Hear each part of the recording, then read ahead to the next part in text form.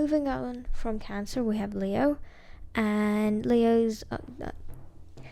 to be fair, I already had an idea for Leo before I fully read the traits, which are like bold, likes attention, command, like people person, confident, assertive, but also sometimes needs reassurance from other people, even though they won't necessarily say it, stuff like that. But I already had an idea for Leo in terms of design, as well as in terms of who he was going to be. Now, when I started with, I was thinking of the current, because, okay, the way I'm doing things is, the Zodiacs, I'm drawing them as, like, them personified. But I said in the first one, it's not necessarily one-to-one with the traits, because I'm drawing it in line with a story that I'm writing, where the Zodiacs, each Zodiac is is more like a title. So there's like 12 people, and those 12 are one generation of Zodiac. So there's the first generation, which I haven't drawn the first generation, but I know how they got together and how they became the Zodiac group.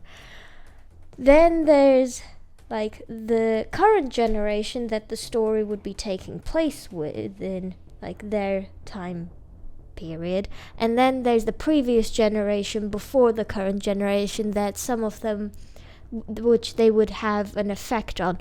This is the previous generation before the current generation. And I only decided that at Leo because I had an idea for Leo's previous generation and current generation, so I had to make that decision.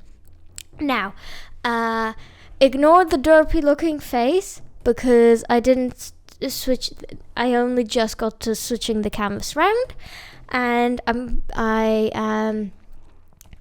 so when I was drawing Aries, one of the ideas that I had was giving him this really big coat which had a really long train, and the collar and the sleeves had some fur to it.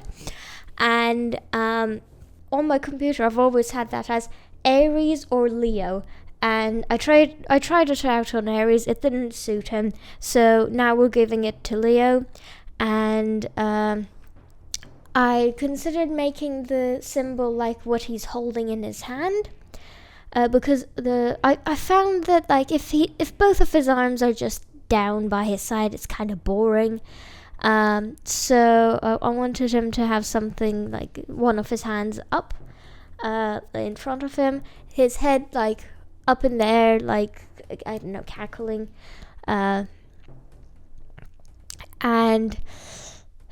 So the train itself will have a sun symbol on it. I haven't drawn that out yet because I have an idea for it, but I haven't actually ever drawn it yet, so that's gonna be difficult. The face is I took features from an actual lion and went, okay, how can I make you look less lion, more human, but still lion? Which is kind of what we ended up with. I'm probably going to do a few changes to the teeth just to make them look a bit more proper, and probably the hair will have some additional changes done to them. Leo's color palette is